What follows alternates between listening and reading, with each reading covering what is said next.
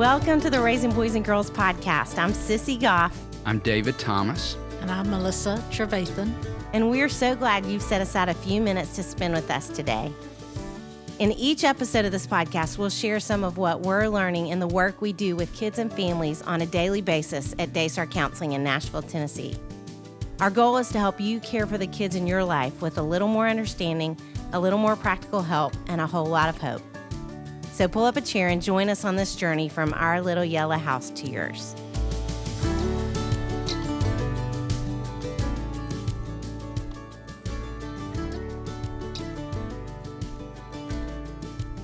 Hey there, Sissy Goff.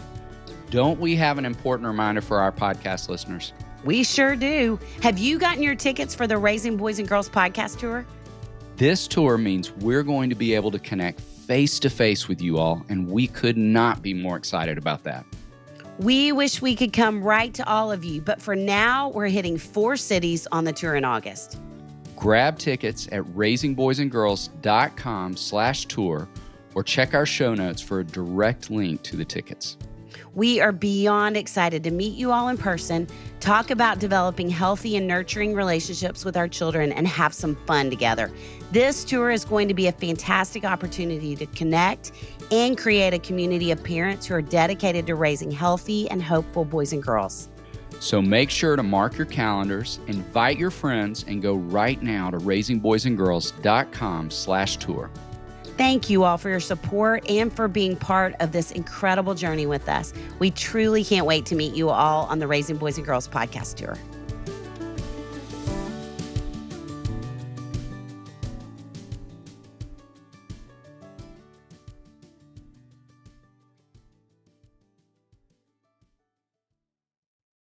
Today's guests are so fun because they are part of our That Sounds Fun network family. Jon McLaughlin is one half of the hilarious Dadville podcast, which he hosts with Dave Barnes, but you may also know Jon as a singer-songwriter who performed on screen the song So Close in the Disney film Enchanted. We're so thrilled to have Jon and his amazing wife Amy on the show to talk about parenting, music, and life. Y'all, we're so excited to get to sit down with the two of Thank you for having us. Well, y'all don't even know, but we have been talking about it for I don't even know how long. This probably has a been year and a half. long time At coming. least we've been talking about wanting to get you You two all here. said no so many times, and we just kept at Well, it. the budget, Like, they'll the eventually budget was give a little out in. of reach a year ago. And you guys have been saving and saving and saving. wore We're you so down. proud of you. Finally. Finally, we saved up our pennies and we could get you. So thank Yeah, you. right. We're so honored. Oh, Yeah. us too. We are so honored. Yes. Okay, and we're going to jump in. And Okay. I'm going to have to read the first question because I don't even know how to keep up with all the accolades that this guy has. So I thought you were going to do this part later, so I don't have to sit through no, it. no. There's so many things we want to talk to you about because so many things that y'all have been a part of. Parenting, obviously, music, Dadville, and you made an appearance in the movie Enchanted, from which I just learned because you performed a song and the song was nominated for an Oscar. Yes. Yes. And then y'all Yes. got to go. It was amazing. Mm-hmm. Tell We them got who to you go. came in the red carpet between. We were right between George Clooney and Steve Carell. And it was amazing. That is Stop it. incredible. Yep. Amy was on George Clooney's side, and then I switched with her. I was like, I'm going to be on this side. I was like, no, I this want is to a be perfect between you spot. and George. I said I felt good right here. Yeah. Yeah. Yeah, But- it was incredible. The whole experience. I mean, tell them about how like we were on the rock boat. Oh, that's right. Yeah, we were doing in January, I was on this cruise called the Rock Boat that they do every year. So you're on this cruise for like 5 days or something like that. And I don't know how it is now, but back then you didn't have any cell service or Wi-Fi or anything like that. So we docked at the end of the cruise, and I turned my phone on and I'm seeing all these emails from my label. There's 45 emails back and forth about the Oscars. I don't even know. I can't remember if we knew that it had been nominated. I don't think we did. So I think in that email thread, I'm like, oh, the song got nominated. That's amazing. Like, and then it's like, can he perform? Did they want him to perform? Is he going? It's looking like maybe it's not. And I'm like reading through and I'm like, oh, And then it's like, no, they do want them to perform. When do they need to be there? There's like so many emotions happening in this one little email thread. And so we went like a week before. Honestly, one of the best parts was being there for a whole week. And every day in the afternoon, I would go to the Dolby Theater and rehearse. That's full great. orchestra. It was amazing. And I just got to run the song as many times as I wanted to run the song. And they had, obviously there's no one in the seats, but they have gigantic, like 4-foot headshots in every seat of everyone who's going to sit wherever they're going to sit. So like, Tom Cruise has there's a gigantic Tom Cruise head right there. And as I'm all throughout the week, as I'm like on stage performing the song, I'm looking out and I'm sort of like, getting a lay of the land. So the night of, I don't look out and, see Jack Nicholson or something like that and then just freeze, So that was very helpful. That's I feel like they brilliant. did that just for me. I am more nervous speaking if I know people in the room. Oh, like yeah. even when y'all Yeah. came to The JT Worry Moore. Yes, Oh. it makes, instead of me feeling like, oh, there's my friend, I just feel more nervous. I can't Same. even imagine Same. looking out and seeing all those people. Yeah. Well, and I don't know Jack Nicholson. Like, I wouldn't call him a friend. He's more of an acquaintance. So I wasn't as nervous. Sure. No, but I feel the exact same way. When if I go to like, I played in Sacramento a couple weeks ago and I don't know anybody in Sacramento, really. Right. It's like, it's fun. It's Sure. like, there's some kind of faux sense of security there because I don't know anybody personally. But then like, a couple nights later in LA, you got friends there. And so you're just filtering everything that you're saying or playing through their eyes. Yes. You know what I mean? Yes. It can be kind of exactly. a little minefield. Yes. Yeah. We need So. to come see you play sometime. No, it'll make me nervous. Oh, we won't tell you. We'll just Yes, come we in can. after. Yeah. Come to Sacramento, sit in the back. Well, there you go. Well, we got way off track, but it's so Yeah. interesting to hear y'all talk about that. Yeah. So you are definitely our first guest who has ever been a part of a song that was nominated for an Oscar. Is that how I Okay. say that correctly? Yes. Who's Yeah. Yeah. performed a song that was nominated Yes. for an Yeah. Yeah. Yes. But we'd love to hear a little bit more about y'all and about your family. Yeah. And So we jump in have there. 2 girls. Mhm. Well, first off, we've been married for almost, I don't know when this April is going to come 8th. out. April 8th. 8th. 2006. 17 years. Yeah. 17 years. Wow. Yeah. It'll come out in Wow, the you summer, too. so y'all will officially have been 7? married. Oh that my way. Yeah, gosh. we'll almost be married for 18 years. Wow. And been together for almost 20 years. Wow. We have 2 girls. We had our first after we were married 6 years. Mm-hmm. Almost like we found out on April 8th. Wow. I guess Yeah. what year was that? That would have been 2012. 2012. Yeah. Yeah. So it was like by the time she was born, it was 7 years. I forget. Yeah. But we were like, Yeah. oh, we're so thankful we had all that time, just the 2 of us. And I went on the road for those first 6 years. 7 years, yeah. Wow.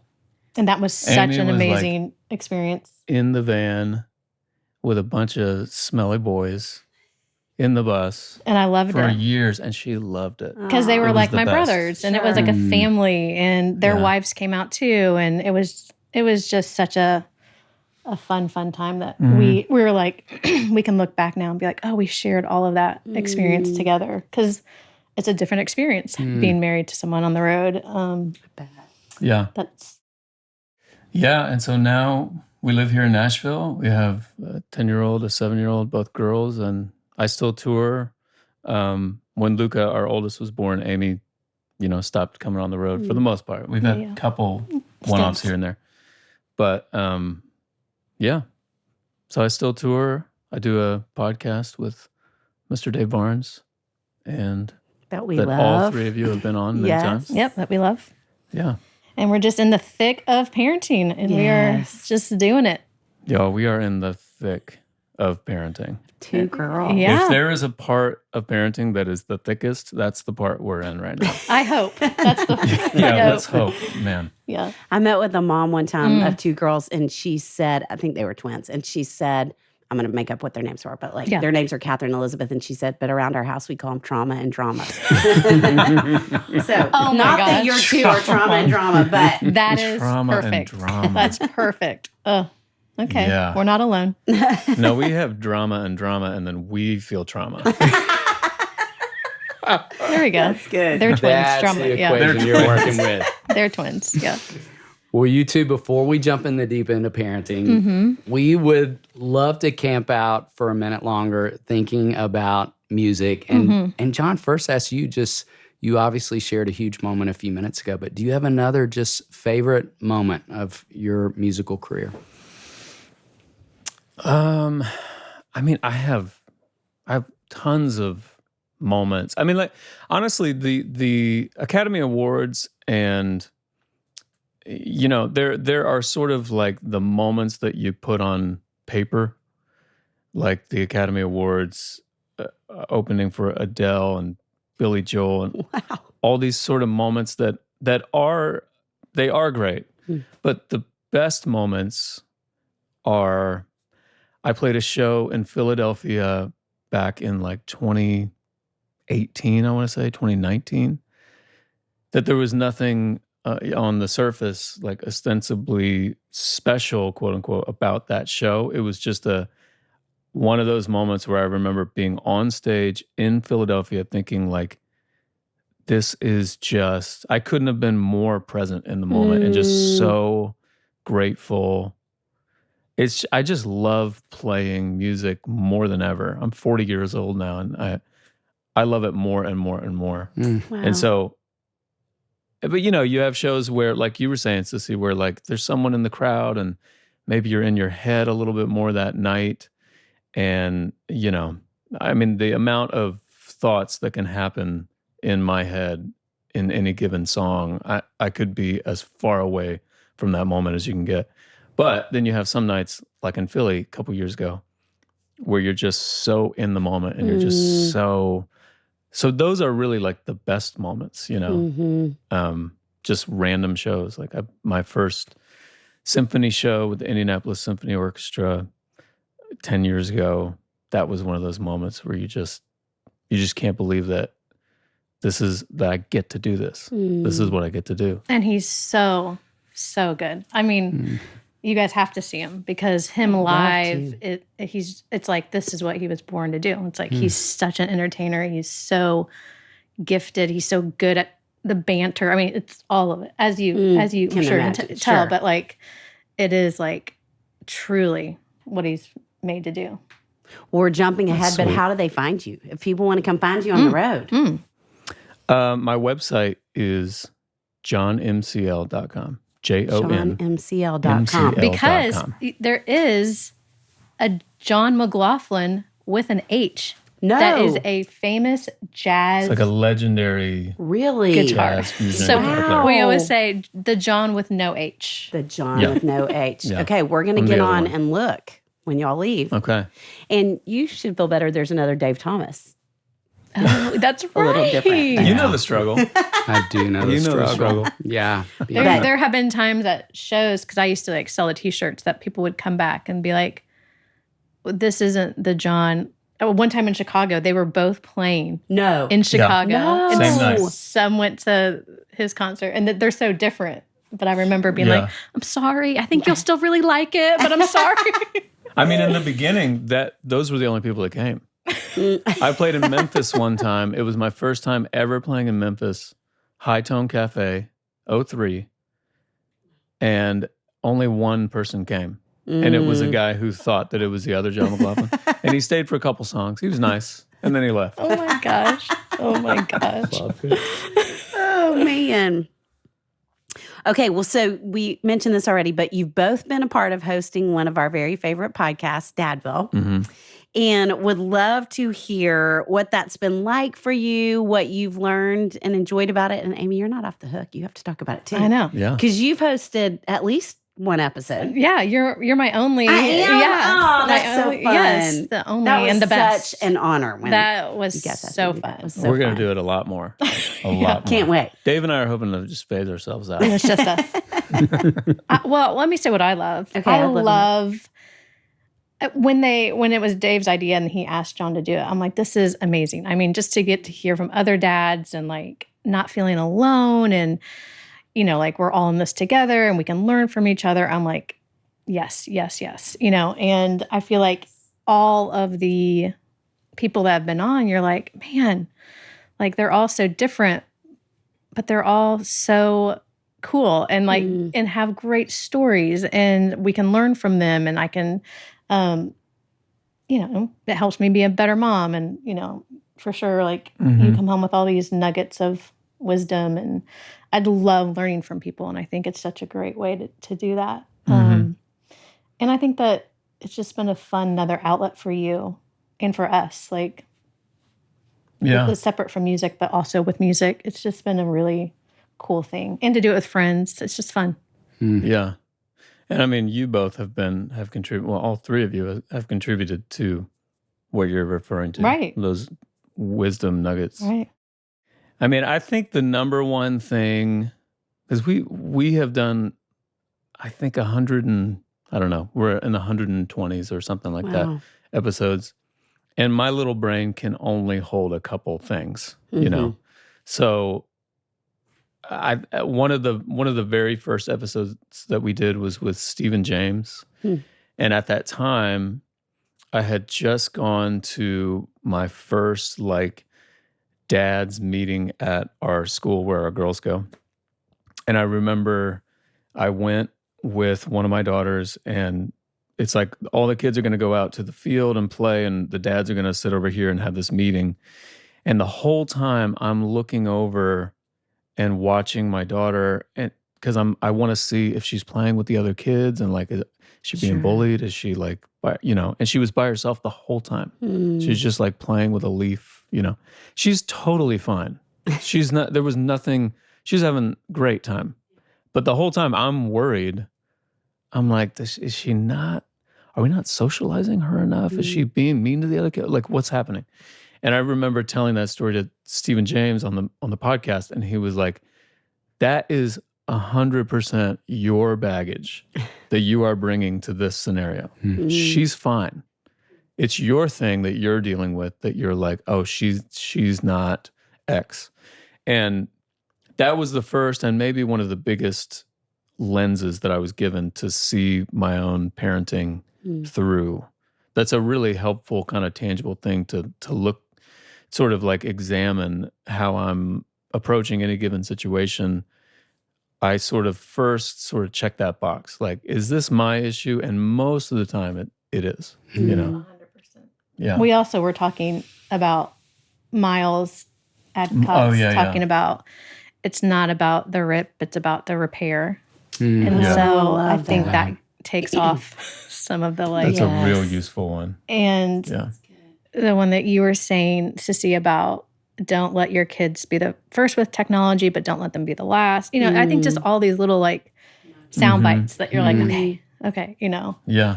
And how lucky are we that we're getting all those little That's how we feel too. nuggets. Sit with folks like you. Yes. Yeah, it's been great. Yeah. Yeah. Will you wait? Sorry. Tell them. Tell it. Tell them about On the Road. How so many people have come up to you. Yeah. Well, Dave and I constantly text each other, and we laugh about how now, since we've had the podcast, whenever people stop us or at a show come up and say, you know, it's always great when someone's like, oh, I love your song, or I love your piano playing, or whatever.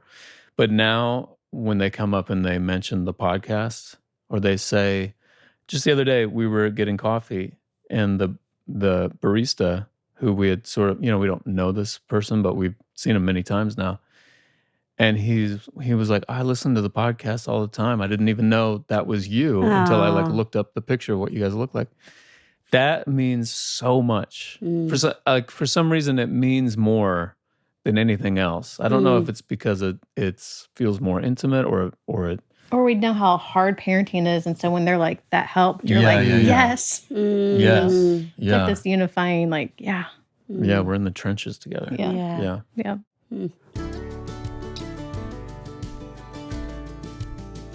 David, you know we approach counseling differently based on a child's unique situation and needs. We do. There is no one-size-fits-all approach to meeting the emotional and spiritual needs of our kids. The same goes for kids in their education. That's why I love the mission of Ethos School. As a Christian online school, Ethos understands the responsibility parents feel to ensure their child develops academically, socially, and spiritually. If you're looking for specific classes such as Biblical Greek, AP Physics, or computer coding, or maybe you're a homeschool family looking for a new curriculum for the upcoming school year, Ethos partners with parents to shape their children as whole people, offering over 100 relational, high-quality online courses for 4th to 12th grade students, including multiple world language, math, dual credit, and advanced placement options, plus weekly time with a live teacher and classmates. at Ethos, you can choose either a single course or a full course schedule for your student. When you visit ethosschool.org/RBG, Ethos will waive your $95 enrollment fee, plus they are offering each of our podcast listeners a complimentary academic counseling session to plan out your child's academic journey. What a great time to check out Ethos School. Again, Ethos is waiving that $95 enrollment fee, so visit ethosschool.org/RBG or check out the show notes to start planning your child's educational journey with an Ethos academic counselor.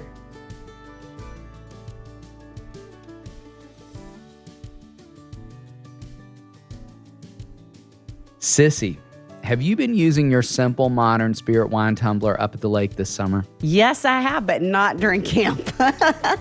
It keeps my drinks cold for hours. It's the perfect cup to take out on the boat. Connie told me you are loving your simple modern cocktail shaker. I am. It is a great addition to my weekend grill routine. It works great and looks great too. It's no wonder Simple Modern is one of the top drinkware providers for Target, Walmart, and Amazon. I've seen their Trek tumbler all over the place. It holds 40 ounces and has a handle. I love a cup with a handle. They are the perfect brand for everything you need for summer, at the lake, or just grilling out at home. David, did you know they also have a ton of back-to-school products as well?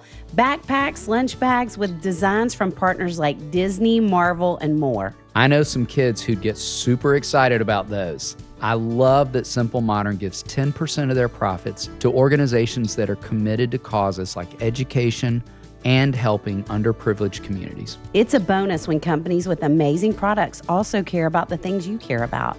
Every time I drink from my spirit wine tumbler, I can think about all the good they're doing. Go to www.simplemodern.com/RBG, and by sharing your email, you'll get a unique discount code just for you, or bundle and save for back to school. This may very well become your go-to brand for your family. Go to www.simplemodern.com/RBG.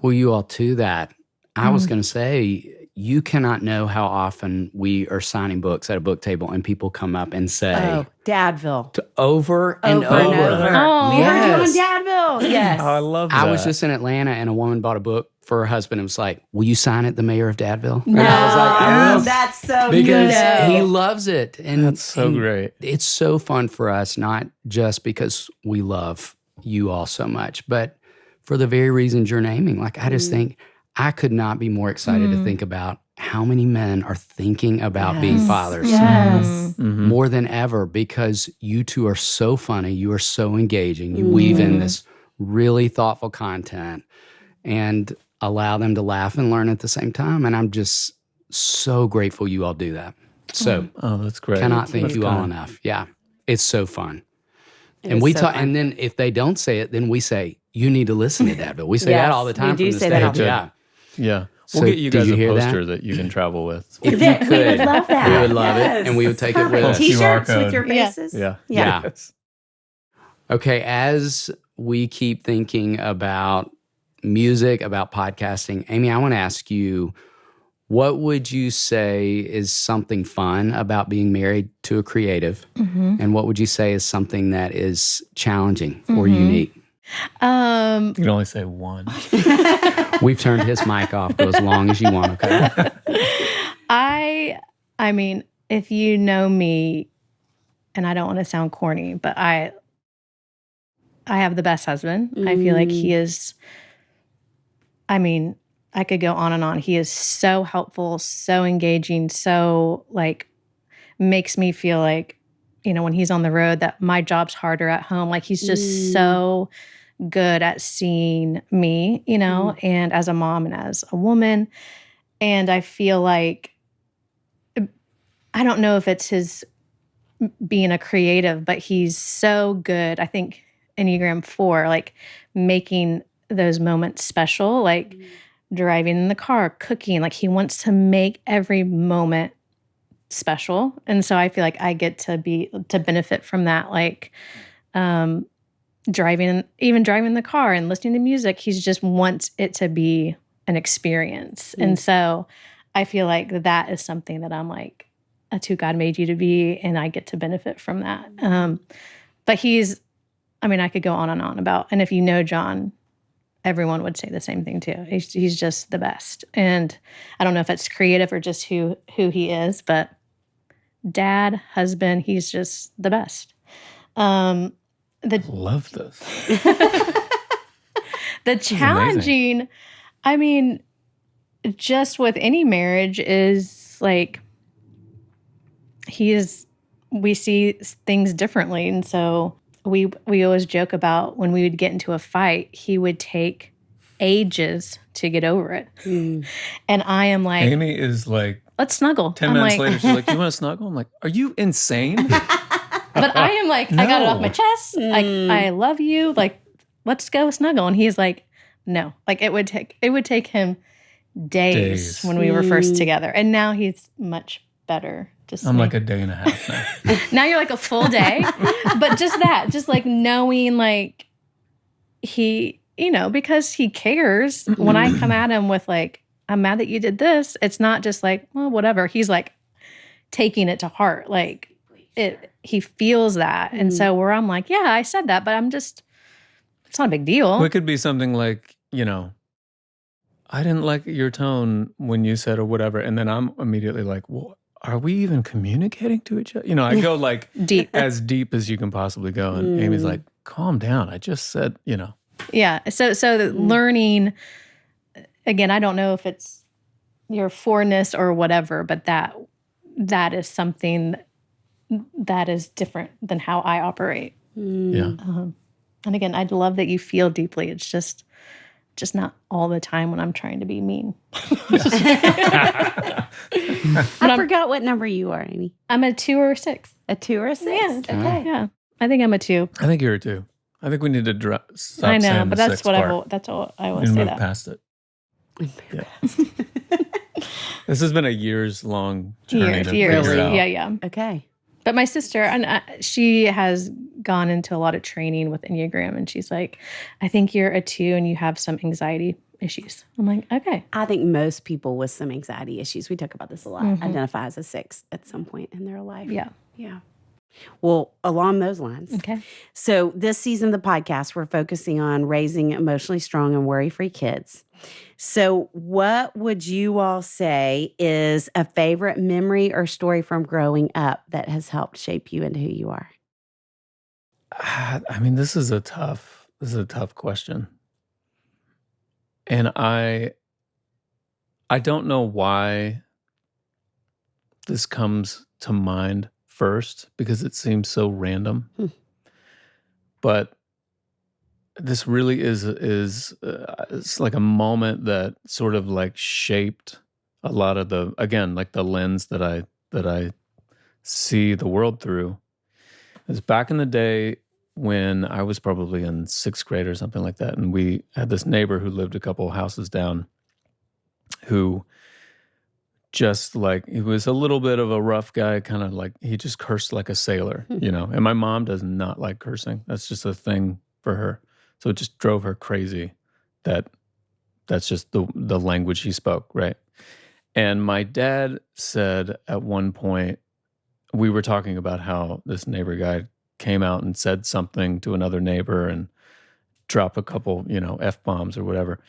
And my dad said, he was like, that's just the way he talks. He's not coming out being mean in this moment. It sounds that way because that's the way he talks. But like, and again, that that seems like such a sort of innocuous moment, but for me that was a huge moment. It was like, oh, the way people communicate is relative. It's kind of like what you were referring to with us. Like, we had this moment years ago after a church service where we came home and Amy is like, don't you want to just, listen to some worship music and read the Bible?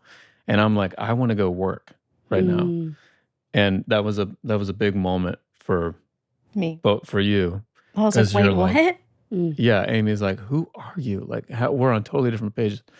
Anyway, that's how I feel close with God. So all that to say, like, there is a relativeness to the way people express themselves, the way that they hear tone and all that kind of, just that general idea of like, oh, you have to take into context someone's background, who they are, what, all that kind of stuff. You can't just have this fixed point of view that then you judge everyone from, you know what I mean? Mm-hmm. That was a big moment. And that's so who you are right now, Yeah. Like, I think that really had a people, big impact. Yeah. Mm-hmm.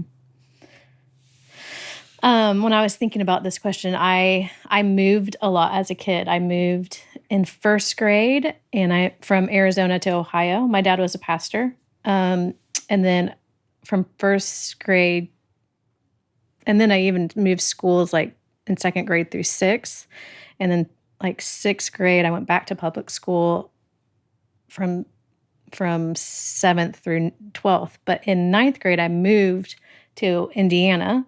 And so middle of my freshman year, I moved. And I think... In the middle of her freshman year. Wow. So hard. Wow. Yes. So hard. Wow. I mean, my first day of school, I ate lunch in the bathroom. It's like that. Gosh. Wow. I know. So, but... And the first, like, I have so many memories. Like, I can remember that first day of that first grade move in Ohio, just like being so scared, like, and then ninth grade being so scared. And so it was very, very hard.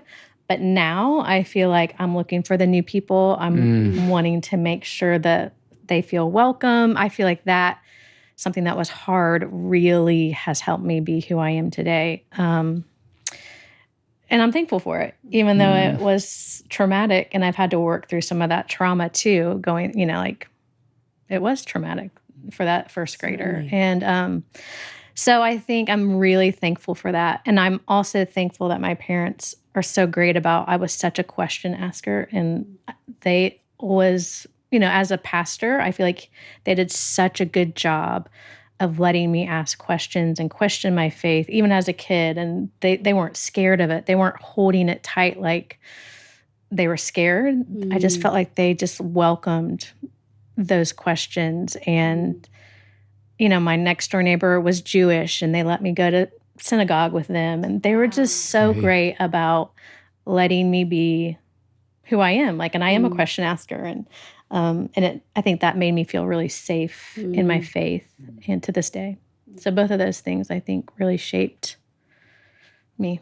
I don't think I've even ever thought about it this way till you said that. But really, when you said it, my first thought was, what a picture of their trusting God. Right. That they knew that you could ask the questions. Right. Because as a parent, that's scary. Yes.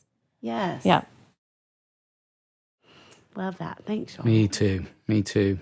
Building on that, what would you all say are some things you think help your daughters become emotionally strong or worry-free? Well, guys, this is where we are really in the thick of it. We're like just praying that we're instilling something. Yeah. Oh. Yeah, You are. I mean, just to sit with y'all. I mean, we already know this because we know and love you guys, but to sit with you 15 minutes into this conversation, you're instilling so much. No just who you both are. Yeah. Thank you for saying that. Wow. Your lips to God's ears. Let's hope. I mean, we're in that phase where we are just hoping that we are planting seeds of what we're saying to our daughters. But so often, our daughters will. The great thing is our daughters will tell us everything. I mean, one of them is a open book. The other one is the book's not quite open as fully, but it, we still get in there and she tells us stuff, which is great because that's not always the case. But when we try to, help mitigate some of the, trauma that's happening with other kids at school, or just how they're just so hyper aware of themselves in social settings and how everyone else feels about them or how they feel like they feel. Just all that stuff, They're so in the thick of that it seems like anything that we say about how, hey, like, you are perfect. There is nothing. You are you, and we love you. I love the way that I love your hair. I love the way you say that, or whatever.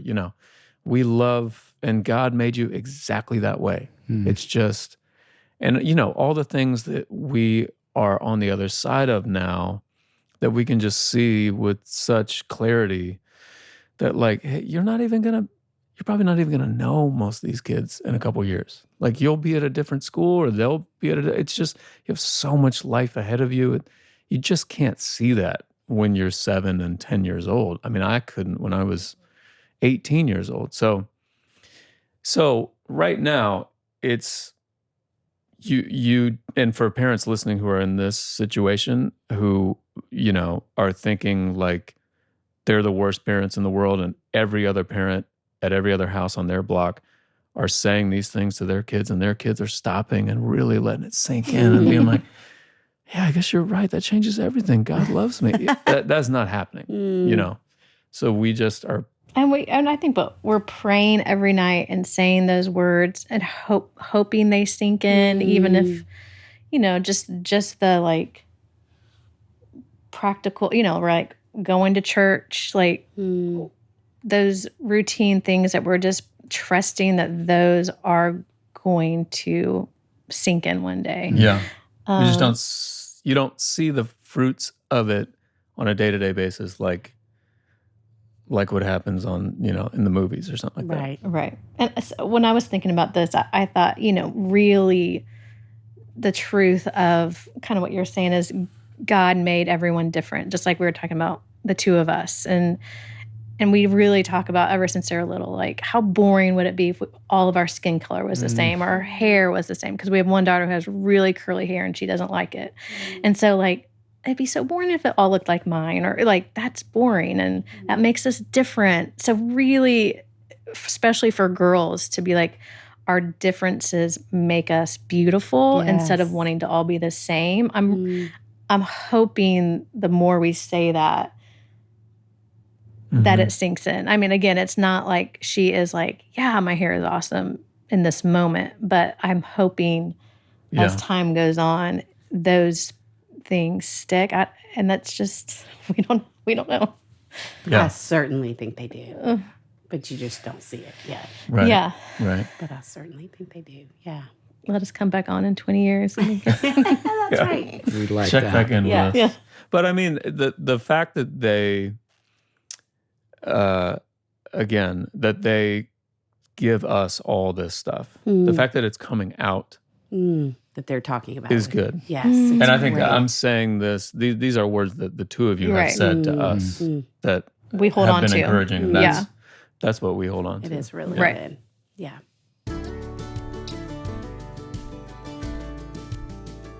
David, typical children's vitamins are basically candy in disguise, filled with 2 teaspoons of sugar, unhealthy chemicals, and other gummy junk growing kids should never eat. That's why Hiya was created, the pediatrician-approved, super-powered, chewable vitamin. Formulated with the help of nutritional experts, Hiya is pressed with a blend of 12 organic fruits and veggies, then supercharged with 15 essential vitamins and minerals, including vitamin D, B12, C, zinc, folate, and many others to help support immunity, energy, brain function, mood, concentration, teeth, bones, and more. Hiya is designed for kids of all ages and sent straight to your door, so parents have one less thing to worry about. And actually, David, that came in super handy for us last week. We were up at the lake, and Henry brought us his Hiya vitamin bottle because it was empty. He was so worried about not having his vitamins. Well, that's not something you hear kids doing much. What did you do? It was a good thing I was heading home for a few days. I was able to pick up our shipment. Crisis averted. We've worked out a special deal with Hiya for their best-selling children's vitamin. Receive 50% off your first order. To claim this deal, go to hiyahealth.com/RBG. This deal is not available on their regular website. Go to hiyahealth.com/RBG and get your kids the full body nourishment they need to grow into healthy adults.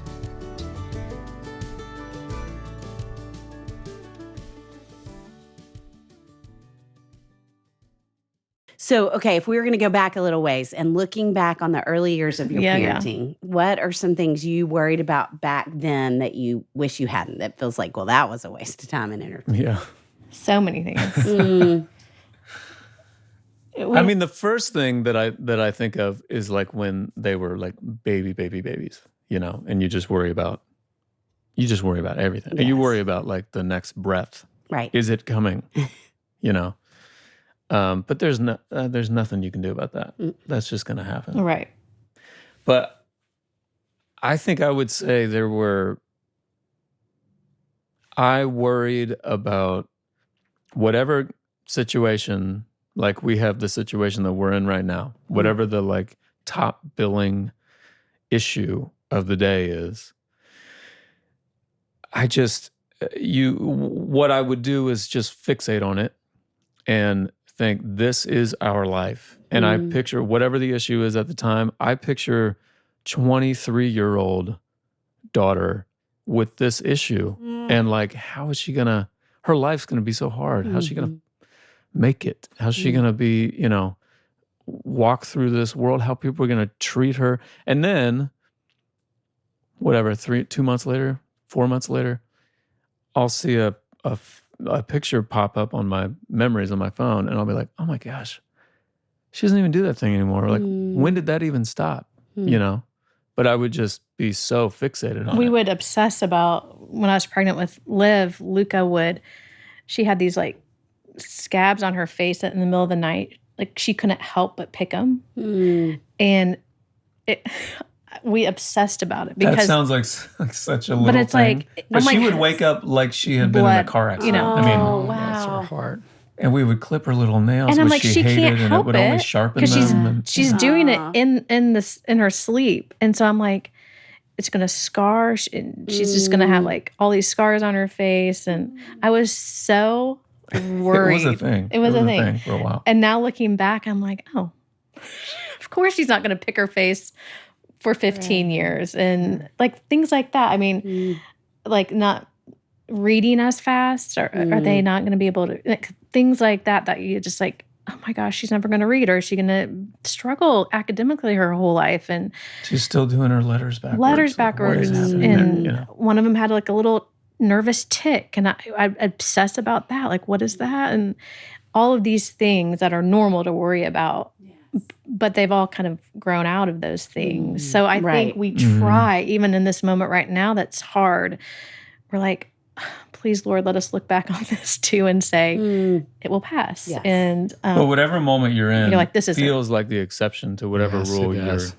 Exactly. Yeah. Like, this is bigger. This is different. Yes. This is going to last forever. Yes. I will say, like, with those early, with Luca, our first, the breastfeeding, if anyone's listening, like, no one told me how hard. Like, I have memories for 6 months just crying, like it hurt so bad, and I had to do it every 2 hours. And I remember Jon being like, no one told me that my wife was going to hurt so bad, like for so long. And it was, that was something where I was like, no one told me this, and this is so hard. And I remember my best friend was getting ready to have a baby, and so I was like, girl, it's so hard. It's going to get better. I was like really trying to pump her up. No one told me this. And then it wasn't hard for her, you know? So it's not necessarily, it's hard for everyone, but for me, it was just, and I know a lot of women, like, it's not just me, but that was really hard. And then you're so glad. And then you're like, that.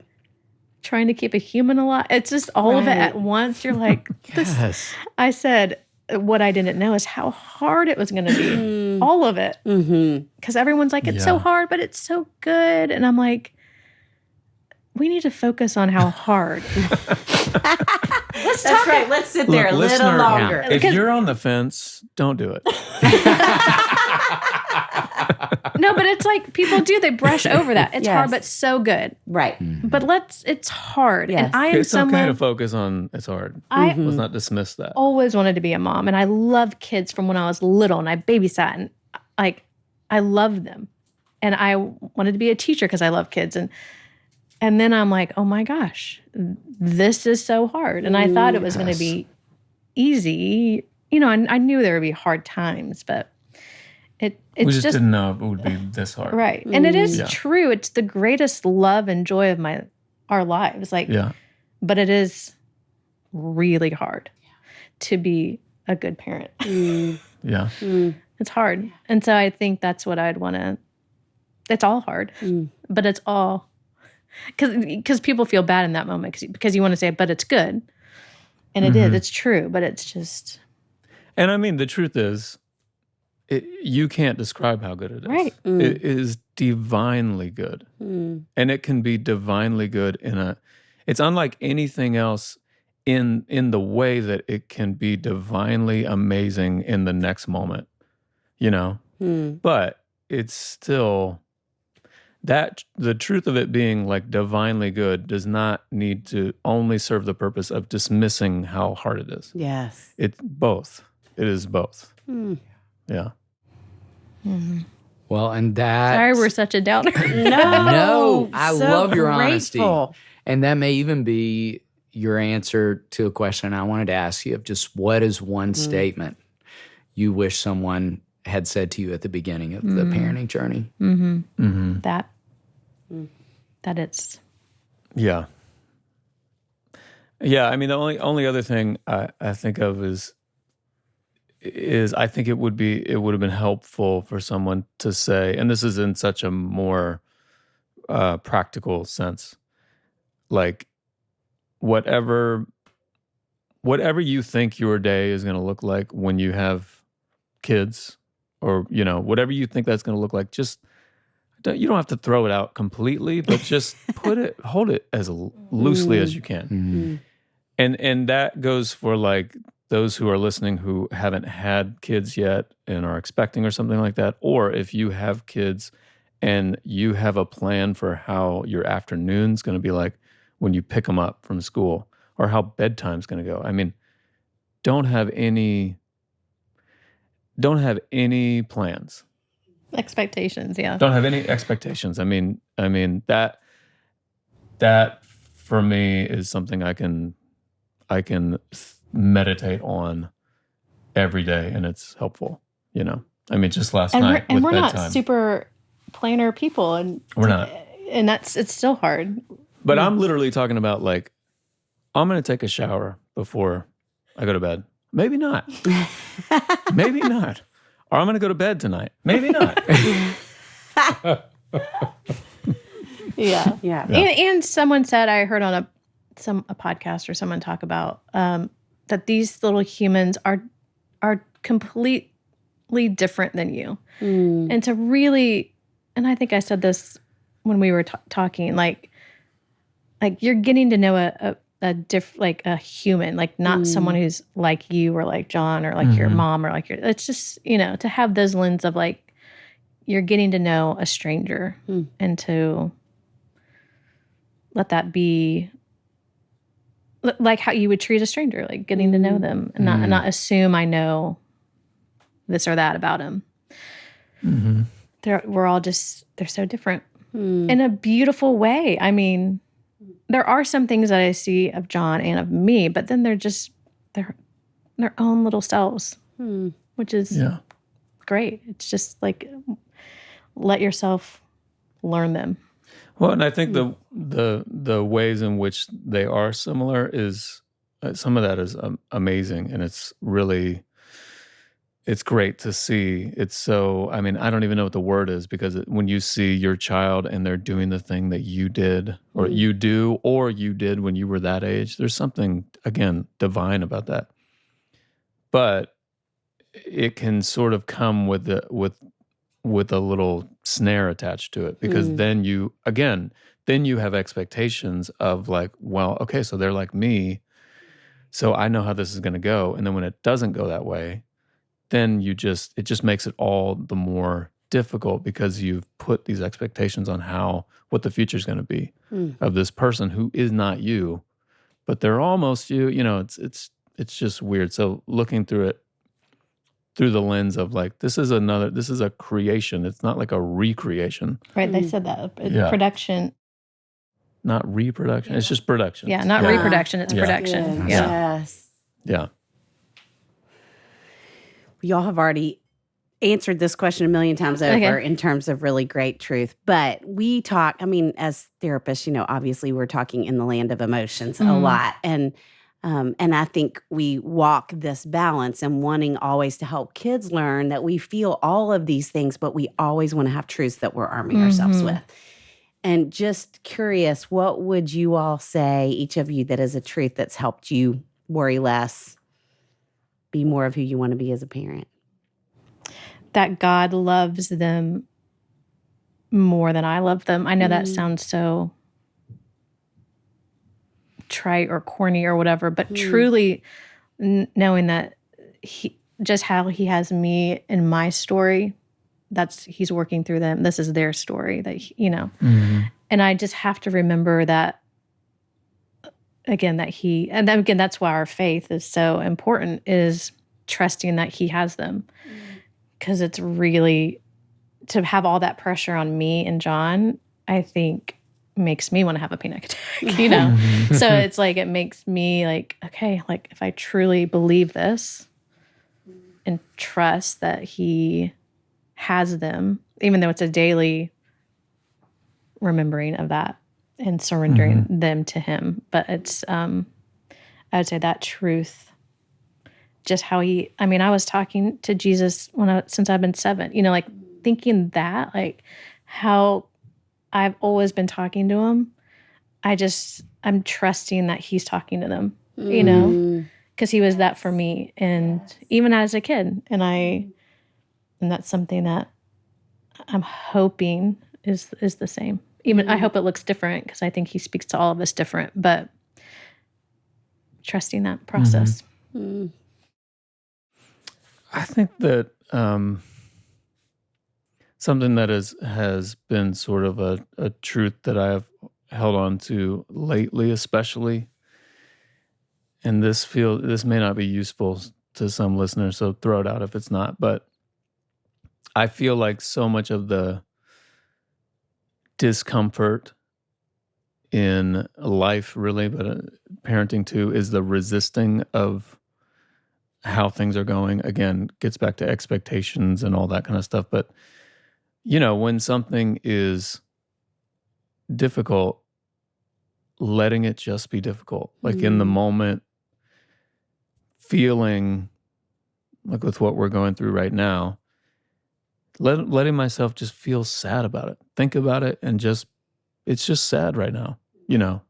I mean, not to paint the picture that it's overly sad right now. I'm just saying, in those moments of difficulty, letting myself fully feel that. And in the moments of where I'm jumping on the trampoline and it's a beautiful day outside and I'm with the girls, be fully in that moment too.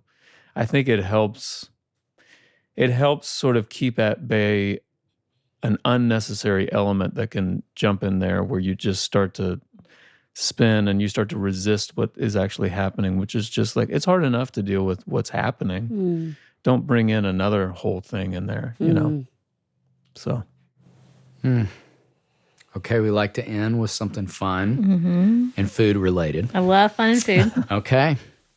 Queso or guac, and what's your favorite taco? Oh my gosh, I love it all. All right, I have my answer. I know what you have. Yeah. Do you know what I'm going to say? So I'm guac. Are you queso? I'm queso. You're queso. So it's a perfect pair. That is so a great you order. You get both. You get both. That's Right? wonderful. That's Yeah. why- Here's the works. trick with Amy, though, is that she's so disciplined that Oh, I don't feel like she's so disciplined that like you can spend your whole life with her, and then one day she'll be like, no, I love this. And I'm like, you never eat that. okay, that's true. You know? Yeah. Like we hardly ever get queso, but we get guac a lot. Right. It's healthier. Yeah. I mean, not really. And my taco is a number 5 at Ladybird. Oh, wait, which remind me. What's the number It's egg, black bean, avocado, and then those little like potato things. Yes. Our whole family loves the number 5. Like the girls love it. We'll go and get just a bag of number 5. Yeah. Oh, wow. Yeah. I do love. So I feel like Ladybird, we go all the time. Our girls go just, school right there. So we're there at Ladybird That's right. all the time.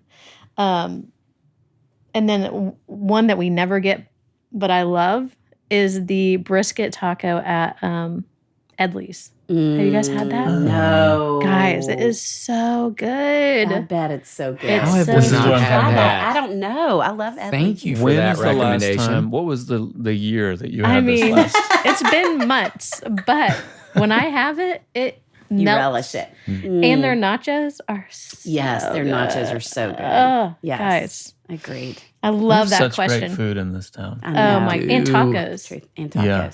Have you guys been to Redheaded Stranger? Yes. Once. And I've only been once, and it really was good. amazing. Mhm. Yes. I don't think you've been, I right? don't think I have. And Yeah. yeah, And so- Poncho and Lefties. no, I it's haven't really been. good. And there's a new one, right? Mhm. On 8th. It's really good. And And you what's can get in. Yes, that's what someone Yeah. said. It's nice. What are Yes. your favorites? I always love a chicken taco. Oh yeah. And I'm kind of in a hard shell beef Mm. stage. Oh, You know, like throwback. Where can to- you get a good one of those? Poncho and Lefties Okay. has one. I think there are a lot of places now. Okay. Superica has a great Oh, I one. love Mhm. Super. Mhm. What about you? I love Ladybird too. Okay. That's where I will most likely see this guy. Oh yeah. Uh-huh. Yeah, if not Yeah. in the podcast studio. Yeah. And a number 3 or a number 8. Okay. What are those? So 3's a breakfast Okay. with eggs, bacon, and those magical hash Yeah. brown Yes. potatoes. And 8 is a brisket, but I put some scrambled eggs on it. What? Mm. That's a great Oh, idea. Egg can go in anything. It can, and it Yeah. should. Are you Should. queso or guac, you guys? Guac. Guac. Maybe queso. Yeah, girl. Mm-hmm. Yep. Interesting. So we'd have a great this a meal gender together. thing? The Yeah, we four would. of I us. know, We'd it's have so a funny. great Yeah. meal together. Well, I would say it was worth every bit of waiting a year and a half. Y'all, Yes, it I mean, was. it just exactly what I would have thought. Just how thoughtful the two of you are and intentional and grace-filled and just so thankful. You guys are I'm so with you, too. encouraging, Yeah, and we're very grateful for you guys. I feel like parents in this stage need to be encouraged, and you guys do such a good job at that. Really. For saying that. Thank you. So thank you.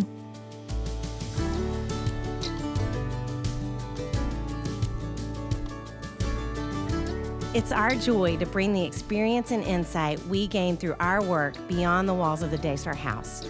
If you enjoyed this conversation, please share it with your friends. And don't forget to click the follow button in your favorite podcast app so you never miss an episode.